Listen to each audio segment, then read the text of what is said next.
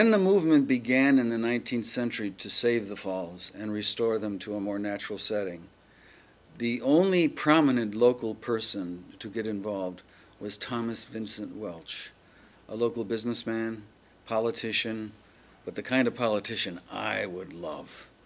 Because here was a man who really represented the better things of the world and the people.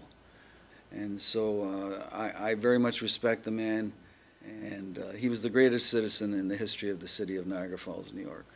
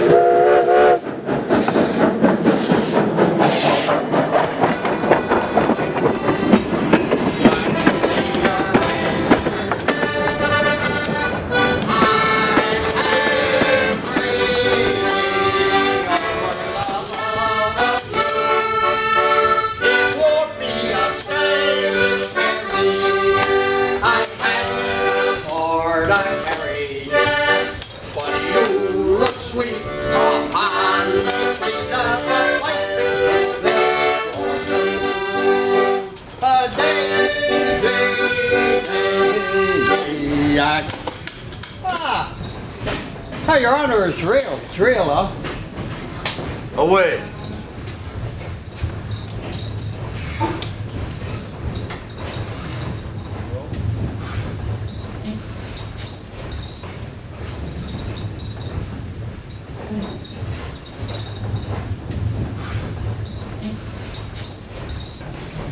Governor, may I sit down?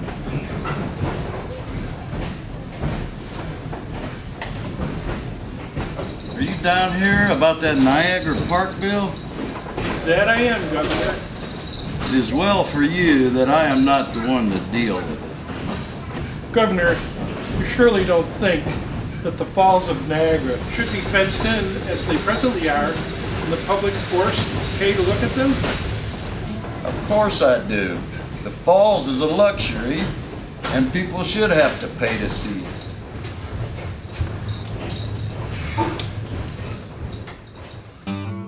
This was the prevailing attitude that existed with the political power brokers of the time when Thomas Vincent Welch began his campaign to free Niagara. In 1882, there was no such thing as a state park anywhere.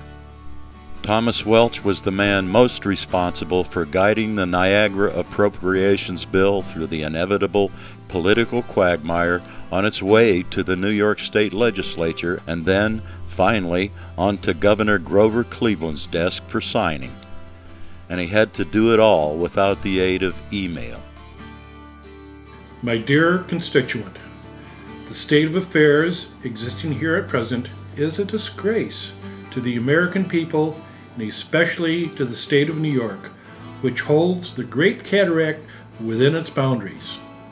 May I ask you to aid in the work of preserving and restoring the Falls of Niagara to the people by sending to me, on the enclosed blank, by return mail, the names and addresses of 20 or more of the most influential citizens of your district. I will be very glad to get a line from you. Your kind attention will oblige. Very sincerely yours, Thomas Vincent Welch. The state park at Niagara Falls was formally delivered to the people of the state of New York on Wednesday, July 15, 1885. The ceremonies of the day drew thither the largest gathering ever there up to that time, estimated in current newspaper reports at 75,000. Letters were read from President Cleveland, the Governor General of Canada, and Samuel J. Tilden, and a cabled message of congratulations from the Commons Reservation Society of London, England.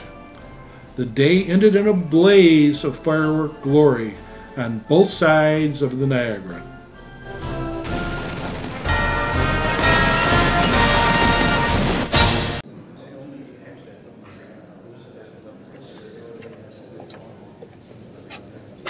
Thomas Welch is speaking in support of his Niagara bill today, and very likelihood it's going to come up for a vote. Are you with us on this one? Truth be it, I haven't made my mind up yet. I'd like to see what he has to say first.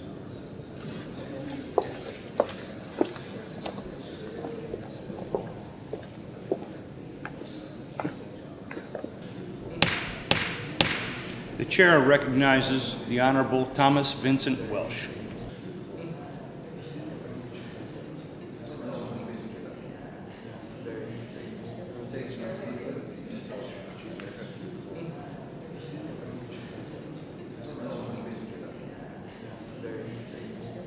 Gentlemen of the Assembly, the Porter family, in whose possessions the lands adjoining the falls have been for several generations, have generously reserved them for public use. They could have disposed of them much more advantageously for industrial purposes. They have guarded them with patriotic pride. And if it were not for their patriotic and constant care and protection, all the natural surroundings would have long since becomes a law disappeared. And as provisions are carried into effect by the coming legislature, it will be one of the events that will make the present administration memorable by bestowing on the people of the state, of community, of the nation freely, and of the world, and peacefully with the sublime spectacle of Niagara, which, more than any other work of art, more than any patriotic tombs, more than any lofty shrine, touches our better nature, subdues the passion of the human heart, and awakens within us the realization of the power and the majesty of God.